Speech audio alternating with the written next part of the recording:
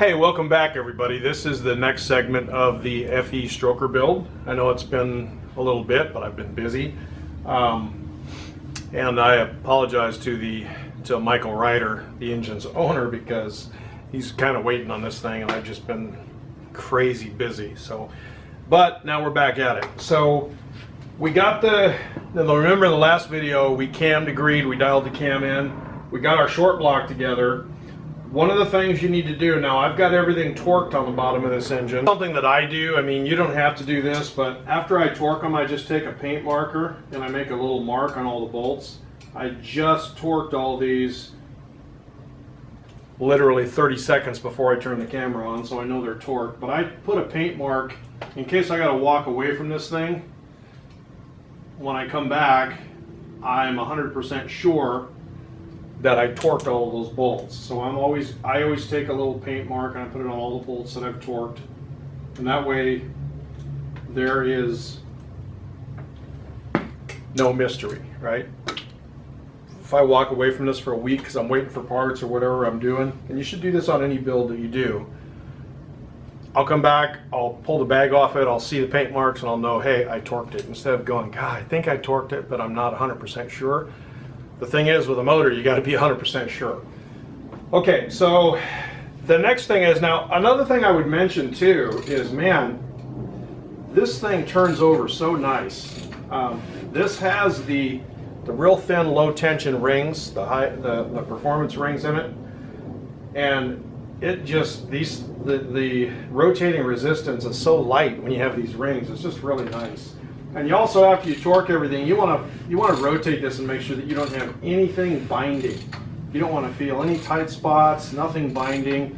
This thing should be perfectly smooth all the way around, and this one is. It just turns really nice. And you also want to make sure that all your connecting rods are in correctly, in the correct orientation, and we kind of talked about that earlier. One of the ways that you can verify that is by checking rod side clearance. And this is something that's really imperative. You need to check it. Side clearance is literally the clearance on the side of the rod. You can see that rod moving there. Now here's the thing. Both of these rods have to have clearance from side to side, and there's a spec for it. Now I got the spec. These are SCAT rods, and SCAT says they're pretty wide open on their clearance here. They're just worried about you not having enough. And so I asked them how much is too much, and they said, well, you really can't have too much rod side clearance, although he was kind of joking when he said that. You actually can. But what we have here is we have about 23,000 side clearance. So what you do is you take your feeler gauges and you just keep going up until you get the biggest one that won't fit in between there. And that's about 24, and it's going a little tight. It's actually going in. So, but it's snug, it's tight. So about 23 is what we have, which is good. And also you want to make sure that these rods both move side to side, side to side. It's possible that this rod could be pushed up against the cheek of the crank here, and you have movement over here on this one, okay? But this one could be binding. So it's important that you have movement on this one and movement on this one. And that's how you check it. Now we've gone through and we've checked all these, and the side clearances are all about 24 thousandths on this engine. And all the rods are moving side to side. Everything feels good. It turns over smooth. So that's a real good indicator that something is wrong if your side clearance is too tight or you don't have enough. Sometimes what will happen is, it's possible guys will put a connecting rod in backwards, or they'll put a cap on backwards, and what happens is your rod clearance almost all but disappears, or the rod won't move, and it's like, man, I have no clearance here. Well, it's probably because something is backwards. So you just want to really make sure you check that. That's a pretty important check that will assure you that the health of your engine is where it needs to be. Okay, so there's a few more things I want to talk to you about. Number one, you always want to put a new oil pump on. So we got our new oil pump on, and this is our oil pump drive shaft, and this just fits into the oil pump, and the distributor comes down here and it's going to drive the pump. Well, Here's my recommendation for this factory 390 oil pump drive shaft. The best way to deal with this oil pump drive shaft is to take it once you get it apart and throw it in the trash, because they're garbage. And I've seen multiple 390s over the years that actually twisted that thing in half and blew up the motor because the oil pump got locked up for some reason or whatever. You always want to replace that with one of these. This is an ARP high performance oil pump intermediate drive shaft for that oil pump. It's made of chromoly steel and it's hardened and it's very, very strong. So the factory oil pump drive, get rid of it, get yourself an ARP. A couple of things on the motor too. Some people forget to put this on. Now this is an oil shield, and as we go through this, I'm going to show you how to put all this stuff on. Here's your timing cover. It just kind of sits right in here like this, and it's going to shield excessive oil from getting to that seal. If you don't put this thing in, you're probably going to have oil dripping out the front of your engine, and I know nobody wants to do that. So those are a couple things that people very often leave out. So we want a high performance drive shaft. We want to make sure we got the sleeve that went with our engine and also the oil shield and a new pump and the pickup screen. Now the pickup screen for this engine is a bolt-on deal, and it is going to goes like this. It is going to bolt on to this pump just like this, and it's going to go down into the sump. The pump sits like this. There is a couple gaskets that come with that. You want to make sure you use these. There's a gasket that goes between the pickup screen and the pump, and there's also one that goes between the pump and the block. We want to make sure we put those on, and again, we'll demonstrate that. And then of course, this is our new harmonic dampener, and we're going to put that on too. So all of this stuff has to be installed before, well, most of it has to be installed, I should say, before the timing chain cover. This goes on after the cover goes on. But the timing chain, we know that everything's timed, we know that everything's torqued, so we can put our front cover on, and once we get the front cover on, then we can put our pan on and button up the bottom of the motor. Okay? So the next thing is the pump installation, obviously. It's a good idea, and I would recommend this with the oil pump, to take some clean engine oil and prime that pump. Now we're going to prime the oiling system once we get the engine assembled, before it's actually fired up. We're going to take a priming tool and prime the oiling pump, but you really don't want to put this pump on dry. We want to get some oil into it. But first of all, we want to put our pickup tube on. So our pickup tube is going to be located, the pump's here, the pickup tube is just like so. We want to put that pickup tube on this thing with our pickup tube gasket. Now you don't want to use any silicone gasket sealer on this, just the gasket only. A lot of vibrations and so forth down in the lower part of the engine. When I put, just as a precaution, when I put these types of bolts together on stuff on the lower end, I just put a drop of Loctite. You don't want to put a ton of this stuff on. You just take a drop of that stuff just as a little extra insurance. I mean, we're going to make sure the bolts are tight anyway. To get them on, it's a good idea to torque them. Some guys will just snug those up, but I torque them. It's 20 foot-pounds on these little bolts, or 240 inch-pounds. I like to use an inch-pound torque wrench on that. It's a little more accurate. And just make sure, and it sounds like a lot, but 240 inch-pounds is really not a lot, but we just want to make sure that these bolts are torqued.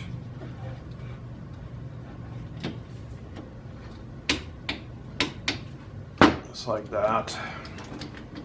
So with a drop of Loctite on, the gasket in there, and the 240 inch-pounds,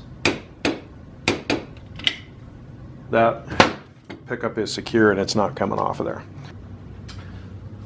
There is also a gasket that goes on the block, and you can see when this is on here, we got plenty of room for that hole there. The gasket doesn't interfere with that. And then we're going to take our upgraded high performance drive shaft here,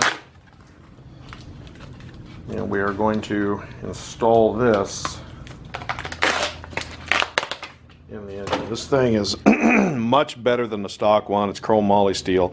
Now you have this little tab at the top, and that's what keeps it from, what kind of locates it up there. That tab goes up toward the top of the motor, and then of course it's going to fit in there, and the distributor, when this is in the engine, the distributor is going to come down and grab the top of this, and that's what spins that pump. Before we put that in though, I highly recommend that you put some engine oil into this pump. Now some guys will submerge this thing in oil. You don't really need to do that, but we do want to get some oil down in those gears. Like I said, we're gonna prime this pump, so we want to, you can feel it when that oil gets down there to the gears. It gets tighter and you can feel it. So what we've basically done here, and you're going to spill some of it, there's nothing you can do about it. You can also put some in this side. We just don't want those gears dry in there. We want to get some, and I can hear it, and I can feel that the oil is up in those gears, okay? And that's really all you need to do to get this started. Then to put it on the engine, and keep in mind, let's put our drive shaft in, our intermediate shaft with the retainer. The little clip goes up top, and then we're just going to take and put this on. Now you're going to spill some oil out of this. There's nothing you can do about it. If a little oil comes out of this, it's not that big of an issue. So we're just going to take, we're going to put that oil pump drive shaft right up in the distributor hole up there.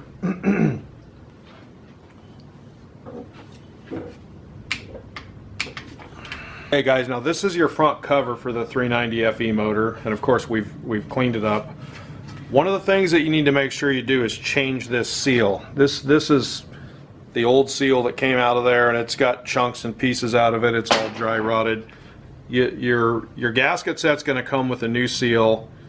Put some lube on it. Now, if you don't have the correct tools for pressing this seal in, I recommend that you take this to a machine shop and have them use the correct. You don't want to just pound this in with a hammer.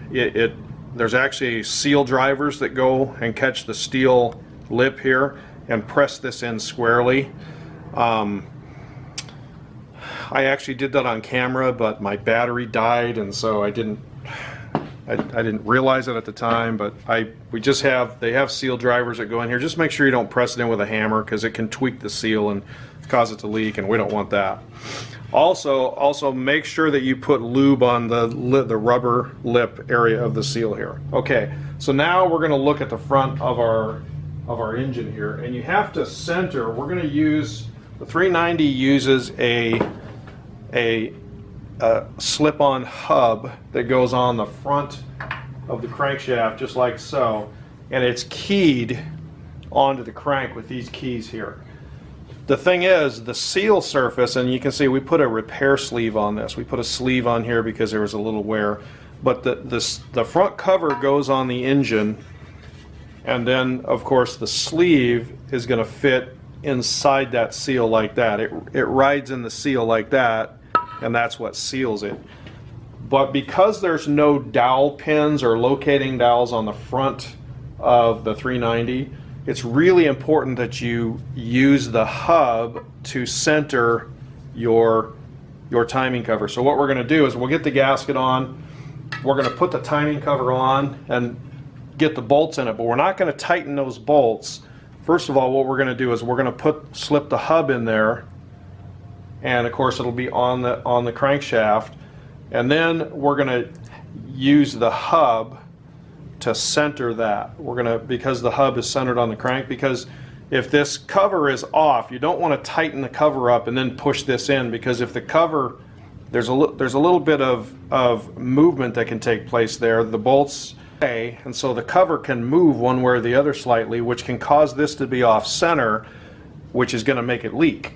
So getting this on the correct way using the seal hub is the way to do it. Okay, so we'll get the gasket on and then I'll show you how we do that. So we got our gasket on. We put some RTV, a thin layer of RTV silicone against the block between the gasket. And you also want to put some of that on the cover. You don't need a lot. I see guys use like half a tube on here. Be conservative with this. You just need a thin layer. And then we're going to take our cover and we're just going to get all of our bolts started. Okay, so we want to slide this over. Now before you do that, it's very important that you don't forget to put this piece in. This is the oil shield, and it goes on just like so. Just like that. This is important to have on here because if you don't put this on, too much oil is going to get to that front seal and it's going to overwhelm it. So we want to make sure that that is on there. We're going to take our cover along with our bolts, and we've made sure that everything is tight in here. The cam is torqued, all of the front gallery plugs are in and so forth.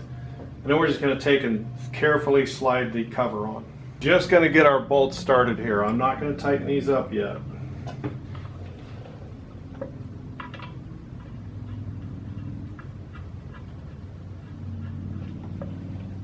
Put some oil on that, and you also want to put some oil inside this thing.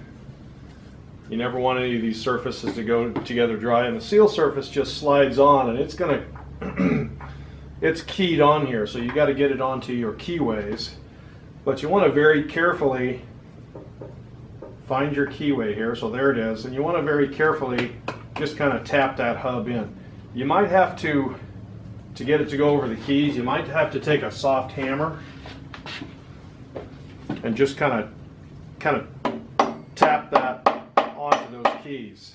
You can see we've got the hub all the way back. It's sitting up against the crank gear with the oil shield in between. It's flush up against it. I can't move the oil shield in here, so that has to be pushed all the way back. Now you can see we still have movement here. So what I always do is I just take and put my bolt in, and I just rotate the crank a little bit to make sure that that is sealed, or centered rather. And it kind of centers itself here because the seal is rubber, so it's going to kind of center it. And I'll just very lightly just rotate that crank a little bit to let that seal kind of center itself there. It doesn't take a lot. And now the seal will kind of center itself on the hub, and then we just go ahead and tighten up our bolts at that point. And I like to start in the middle with these two middle bolts. And remember, you have a longer bolt here where this timing tab is. So we'll start with this one and then the longer bolt here. And we're going to go ahead and tighten those up. And then we'll work our way around the cover just to make sure that that seal is centered. That's pretty important for centering. And also you'll notice when you do this, it puts the block and the lower portion of the cover flange here, they're almost exactly flush. It seems to work out really good pretty much every time. I've never had a lot of issues with getting that centered. This one looks really good. Now, if you do have a big mismatch or something here, you might want to take a step back and see if maybe something's not going together right, but this one looks really nice. So we're just going to snug these up evenly. We're not going to get all crazy with it here. But we just want to make sure that that seal is centered on that hub. So we're going to just lightly snug these bolts up, and then we're going to work our way around to make sure that this thing goes together like it's supposed to. Okay. So now the seal is in this area here, so we'll go down to the bottom ones, and I'm going to snug these up.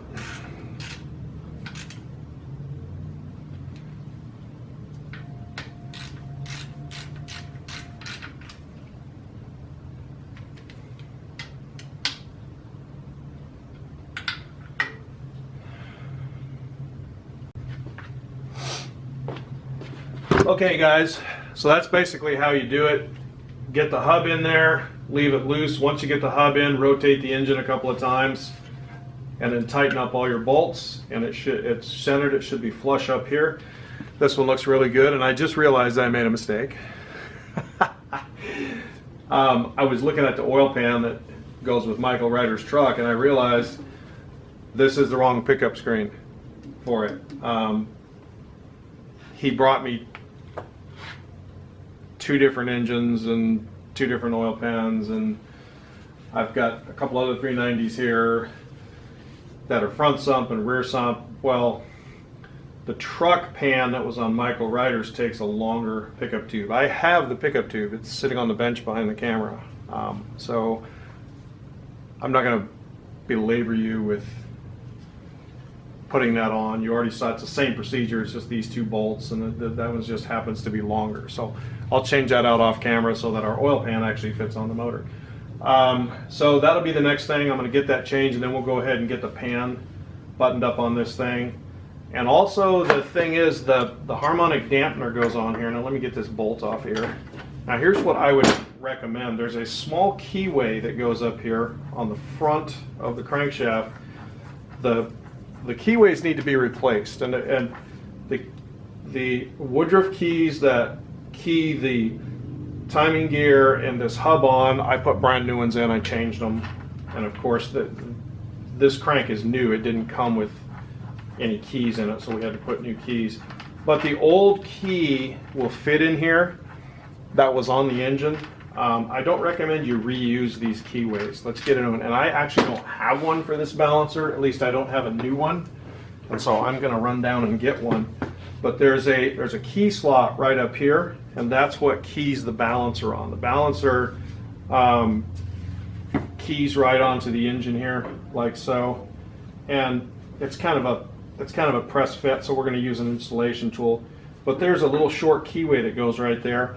Do not reuse the old one. Just go ahead and order a new one or get a new one. I called my supplier, they have one, so I'm going to go pick that up before we actually put the balancer on the engine. Okay, so let me change the pickup and we'll get the pan on.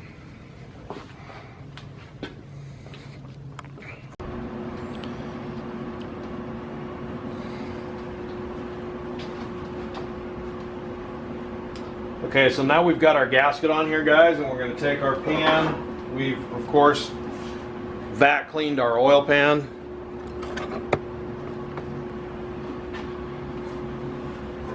Now, I don't really like chrome pans per se, because a lot of times they're just cheaply made. This seems to be a pretty good one, and this is actually the one that came with the engine.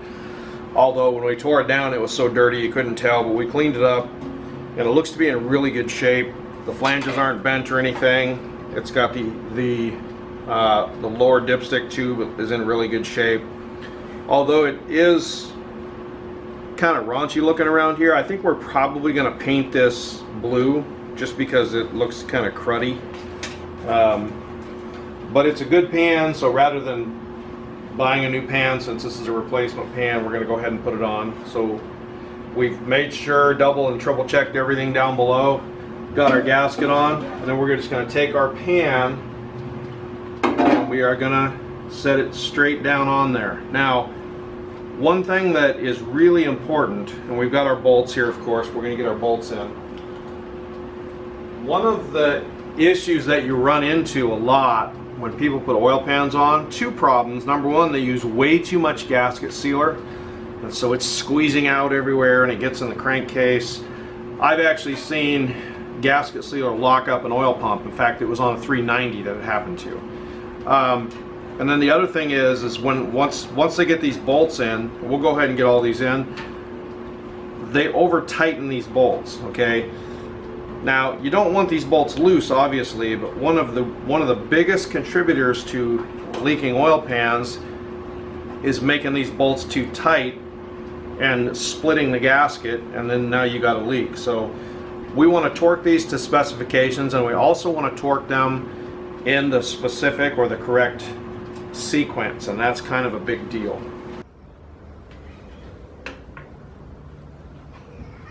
All right, so now that we got our bolts in, guys, and this is a pretty important point here, a lot of people will just snug these up. I actually want to use the torque that Ford gave us, and it's 12 foot-pounds on these oil pan bolts. So I'm going to use an inch-pound torque wrench. So I'm going to go 12 times 12, right, which is 144 inch-pounds. You're there. That's a good indicator of it. So you notice I'm going across here to the opposite bolt, and I'm starting toward the center of the pan, or in the center of the pan, and I just go till I get that inch-pound reading, and then I move to the next bolt on either side of that, and I go to the one behind it,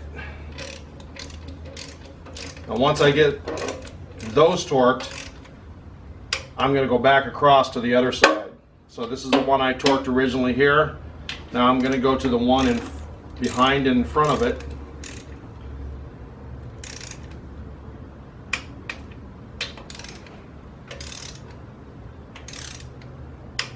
Now I'm going to alternate back to the other side, and I'm going to keep going back and forth from the center out until I actually work my way to the ends of the pan here. That bolt wasn't screwed in at all. It doesn't take much. There it is, right there. To the other side.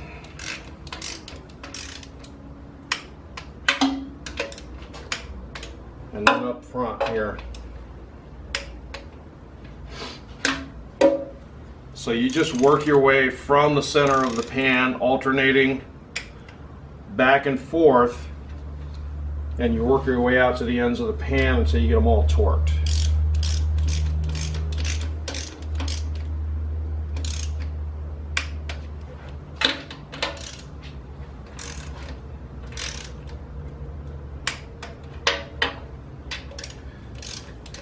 The nice thing about using an inch-pound torque wrench is you don't have to worry about over tightening this thing and making a leak.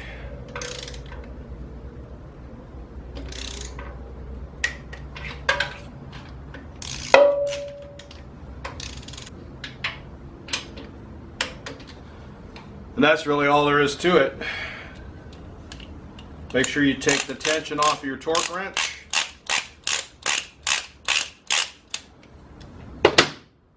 Your pan is torqued.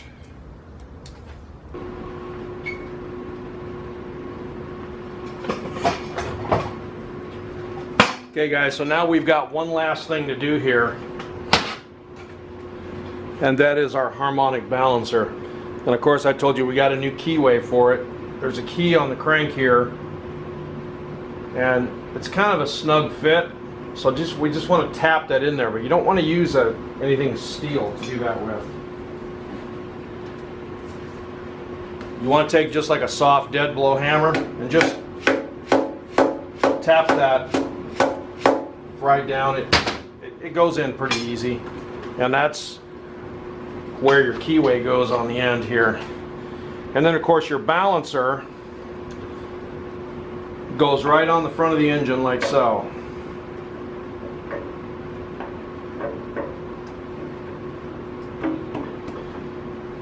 The balancer on the 390 is not a press fit. It slides on, and then there's a bolt that torques it. Now it's probably a good idea to spray a little WD-40 back on that keyway and that hub, and then we just want to very gently tap it on. We don't want to beat on this thing. One of the problems with beating on a balancer is we're beating against the thrust bearing in the motor. I've seen guys beat the heck out of the press-on balancers to put them on. That is the worst possible thing you can do. So we're just going to very gently tap on this. And this is those few hits, it just went on like halfway. So it's sliding right on there. At that point, there's nothing wrong with using the bolt. It's perfectly fine to get the bolt and put that on. You just give it a few light taps, get it started on there. And the nice thing about the 390 bolt that goes in there, it is one heavy duty son of a gun. So we can just put the bolt in, and because it's not a press fit, that bolt is going to do a really nice job of snugging that balancer up and pulling it up. And it actually goes on fairly easy. It usually doesn't, see, it's not even turning the engine. The balancer's going on so easy that the engine won't even rotate. And this engine rotates pretty easily. So you can see just how easily that balancer's going on. And you can watch back here, the back of the balancer is going to bottom out on the hub. You just run it out up until the balancer, once the balancer bottoms out, then the engine will start turning.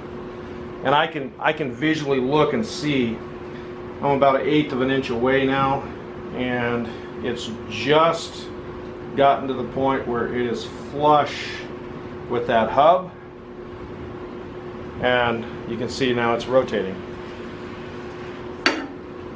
That's all there is to it. So you don't have to really beat these or force them on or anything. They actually go on really easy. Put a little spray oil on there, and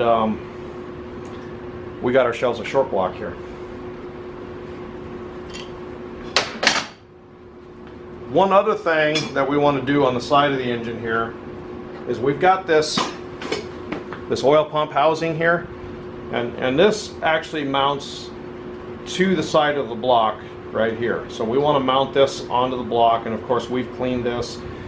Now there is a gasket that goes with this. You want to put your adapter on here, and on this particular adapter the filter actually faces toward the front here. Get your bolts in here, make sure you put your gasket on here with no sealer, and then of course we want to torque these to specifications. Make sure you torque them to specs.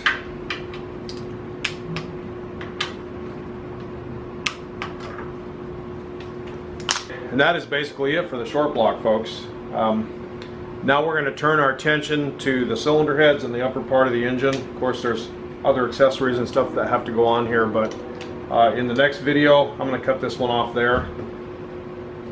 By the time this video actually posts, I will most likely already have the heads and intake everything on this, because the editing and stuff takes a while. So and I'm going to actively be working on this. I got to get this thing done for Michael Ryder. Him and his son been waiting longer than they should have waited. They're very patient, and so we are going to get this thing done. It's a priority for me. Hey, I got something really cool I want to show you guys.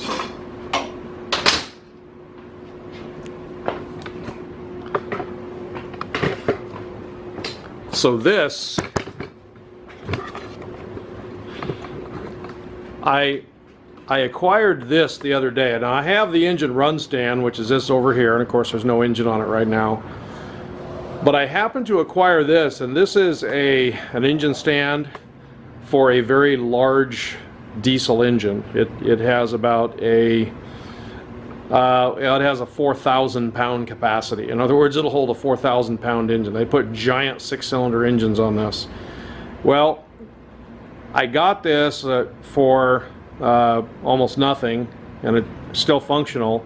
So my idea is to actually run Michael Ryder's motor on this. This thing can actually be, it's that heavy duty. You could actually run an engine on this thing. So that's the plan. We're going to put the 390 stroker on the big heavy duty diesel stand and fire it up. I hope you'll stay tuned because there's a lot more coming. Like I said, we're going to get up to the top end of the engine here and start doing this thing. I will talk to you very soon, I promise.